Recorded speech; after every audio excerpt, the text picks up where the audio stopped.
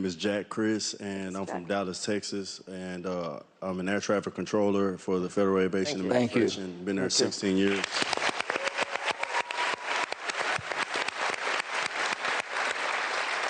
I've also been through the Obama shutdown and also the Trump shutdown in the previous. And my question is, under the current political climate, do you think that this shutdown could actually be longer than the previous shutdowns due to the external pressures, political pressures that we're having an effect right now? Hello, my name is Mr. M, and the purpose of this video is to give those who may not have an understanding of why the government is shut down, and also insight into what the Republicans and what the Democrats are hoping to gain from said government, shutdown. Furthermore, what are the impacts? Who exactly does this impact? Besides that, please enjoy the video. Right now, I believe the important thing to understand how we got here is how do Democrats and Republicans, what do they want to get from this government shutdown to reopen it, and do they blame each other or do they blame themselves? I'll be starting with a clip from Mr. Sanders to understand the Democratic side. He is registered as an independent for Vermont as a senator. However, he votes with the Democratic caucus. It takes 60 votes to pass a continuing resolution to fund the government. The Republicans have 53 members in their caucus. Democrats have 47. Bottom line, as has been the case for decades, the two parties must negotiate to reach an agreement. But in an unprecedented manner, Republicans have refused to do that. They have refused to sit down and work out a bipartisan solution. In their view, it is their way or the highway, take it or leave it. And that's why the government has shut down. Within the next several months, healthcare premiums for 20 million Americans on the Affordable Care Act will double. Got that? Double. I definitely agree with Senator Sanders that this is a big issue. However, as you'll see in the next video, this is not going to take effect, or the premiums will not double until the end of this year on December 31st. The Obamacare subsidy issue is not the issue of today. It is in a subsidy that expires December 31. We were always planning to continue the debate and discussion about that issue in October and November. Ironically, Democrats are taking the time off the clock for us to do that. Now, as you just saw, the Speaker of the House, he was saying that these subsidies won't be taking effect, similar to what I said, that they won't be taking effect until December 31st, the end of this year. The issue I take with what he said and what Senator Sanders said is that they were too busy. They just blamed each other. To me, it felt like instead of trying to come to a compromise to have that optimism, it was just, it's not my party's fault, it's the other party's fault. And it's these silly blame games I just can't stand in politics. Instead of trying to come together, unite the country, they just want to cast blame at each other. Now, for the Republicans, if I remember correctly, they want to pass like a small bill that'll last until November 21st, just to keep the government open. I'll get more on how I feel about that and what I think the solution should be between the two parties at the end of the video. What I'm going to be speaking about next is that who's going to be getting the subsidies and who will be getting the premiums. I'm not sure if you've heard, I've heard that the Republicans were saying that the Democrats, they want to give everyone a subsidy. Everyone, to give those premiums, basically. and I was looking on Recruiters, or I believe it was Recruiters. Yeah, maybe I pronounced it wrong. I'm not sure, but basically, I was looking into it, and it was saying that this is false. And they were saying that a nonpartisan person, I believe it was the congressional budget, they said that that's not true. And the reason I trust Recruiters, at least in this case, is that I looked on All Sides and I looked on Alphonse Media to see if there was any strong bias, or low factual reporting, basically. And when I looked on both of them, they said that they both have really high factual stating. I think for Alphonse, it was, for them to be considered good, it has to be like a 40 or above, and it was a 44 for reuters or recruiters, one of the two. And for me, that's usually where I like to go. I like to look at multiple of them just to see if like there's a similarity or whatnot. And since they both said there's factual reporting, I really like that. Now, I will say, I think it's important to acknowledge that they both said that they have a slight leaning to the left. Now, I will definitely say I think that could take a part of it, but since they said it's a nonpartisan, that the congressional budget said it, I think that gives it more validity, if that makes sense. But yeah, I would definitely say, even for like other videos and stuff that I might make, and even like if you look into newspapers, newsletters, stuff like that, double checking your sources and stuff it's a really good idea, especially since, I hate to say it, in our day and age, it's really hard to know what you can trust. Now that I've explained and shown how both parties view the situation, how they view the government shutdown, I'm going to be referring back to the first video I posted to show you how this impacts everyday people. Is under the current political climate, do you think that this shutdown could actually be longer than the previous shutdowns due to the external pressures, political pressures that we're having an effect right now? Because I am actually driving DoorDash when I get off work just to kind of make sure I can pay for my daughter's tuition. Well, Jack, first of all, thank you for being here. Thank you for making it clear this is not a game. No, it's not. There are people like you who aren't going to get paid, aren't getting paid. True. There are troops. I was talking to the mom of someone who served in the Army, and she didn't know until the president figured out how to jigger the funds whether she was going to be able to pay for her kids' groceries. So one of the things I think Senator Manchin said that I agree with is, why is it that every member of Congress and senator isn't locked into the Capitol complex until we get a deal? And see, that right there, that's who's suffering. Not the people who are sitting up there talking.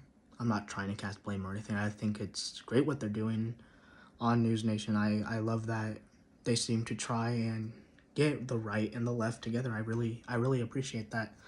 But the issue I take with this is, and I agree with Mr. Khan. I believe he's a senator on the Democrat side for California.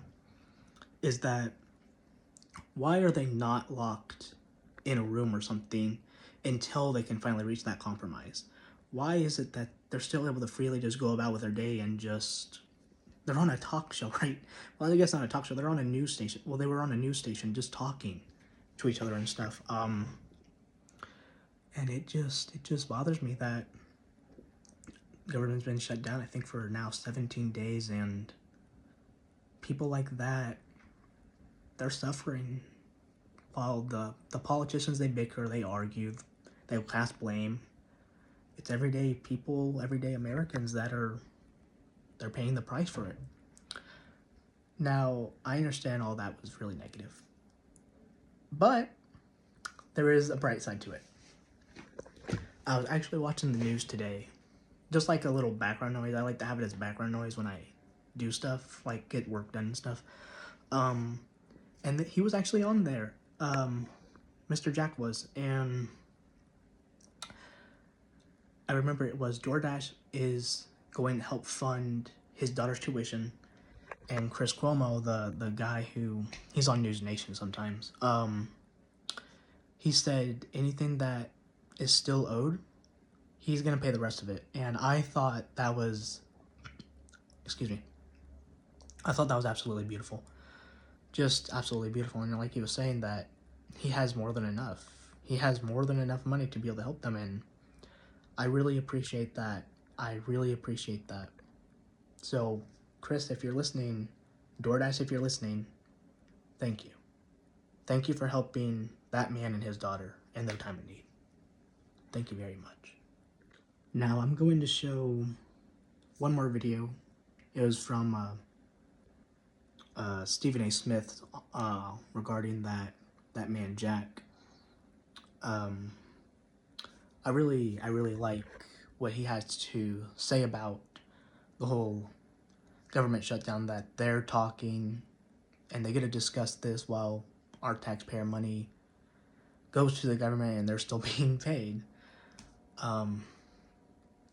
Yeah, I really appreciate what he said. I think it sums up how people feel about the situation right now. Talking about the apparatus that is Washington, the nation's capital. This is why you have so many Americans, excuse my language, so pissed off at Washington, because somehow, some way, you get to have these conversations, engage in specific elements of it to talk about what we need to do to get things better. Our debt is $37.8 trillion. Somehow, some way, the taxpayers been paying this, been throwing money, because we all look at our check, and it's been going to the government. And somehow, some way, you're supposed to be doing something constructive and productive enough to make sure that we don't have that kind of deficit. It isn't happening. A government shutdown is going on right now. A man has to work on DoorDash when he's really an air traffic controller, that we applauded. And we're up here talking about how much some money is going to cost, and the only person that don't have a check coming is him. You know what I'm going to do? I'm going to take a break. Now, as you can see from that video from Stephen A. Smith, I think it really does sum up how Americans really feel about the situation, that the government ain't doing nothing for anyone, that all these people, they can have all of these discussions and whatnot, but it doesn't hurt them. It doesn't hurt them at all, because the senators, the people in government, they're still being paid. They can afford to have these bickerings, discussions, stuff like that, but people like Jack, they can't. They still have to pay for stuff. They still have to work. And I was looking into it, and he still has to report for work, as I think it was like a flight control thing. Excuse me. He's basically doing that for volunteer work at this point, which is absolutely ridiculous. That's absolutely ridiculous. He said, I believe he said that he has to go to his job, then he had to do DoorDash, and still see his daughter and stuff, see his family. And that's not a luxury most people have. Now, regarding how I think the whole situation should be handled between the two parties, is that I think I agree with the Republicans in terms of passing a small bill until the 21st of November, just to make it where people like Jack would be able to start getting money again. And as for Senator Sanders' statement regarding the health subsidies and health premiums that will expire on the 31st of December, I think, and I'll be honest, I don't completely understand how governments, how that would even, what I'm about to say would even work, but in my mind at least, what I'm thinking is to negotiate past half of what they're asking for the government subsidies, the premiums, past half of that until November 21st, to show good faith, basically, to show that they're willing to negotiate, and then negotiate the rest of it before December 31st of 2025. Furthermore on that, referring back to what Mr. Khan said, I believe they need to be forced to negotiate until they come to a settlement. I remember this movie. It was called 12 Angry Men. It was in black and white. We had to watch it in school. They basically had to sit together until they came to a consensus on if this young man was either guilty or innocent. And I believe they need to do something similar. And if not that, I think the other way to start persuading the two parties to negotiate more is take away their funds. Basically make it where they're not being paid. And then the people that aren't being paid, like such as Jack, they need to be paid instead. Because they're not the ones who decide when the government's going to open up again. That's up to the people in the government. And I guarantee if you take away their pay, they're going to be a lot more willing to negotiate compared to what they're doing now. Instead of just playing, to me, it seems like a game of chicken. But that's just my take on it. That's just what I think. Now, to finish out the video, since it is also my first video, I just want to clarify that I want to try and be as unbiased as I possibly can. I really do. I've seen so many videos about politics that it's just one-upping each other or trying to prove each other wrong without trying to come to a middle ground, to try and come to a consensus. I'm not saying that you always have to find a common ground, but I do believe you have to be able to hear out the other party. You have to listen to what they're saying and validate what they're saying, not just completely reject everything they're saying.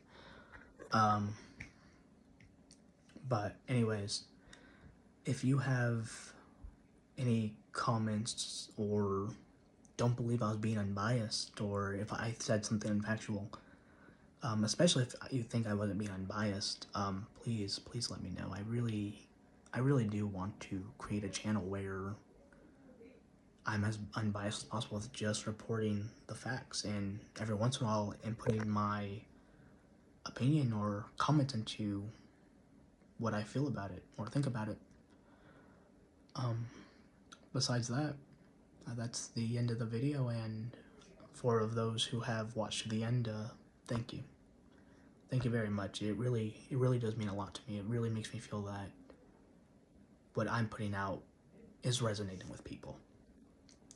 Besides that, I'll see you all later on the next video. Goodbye.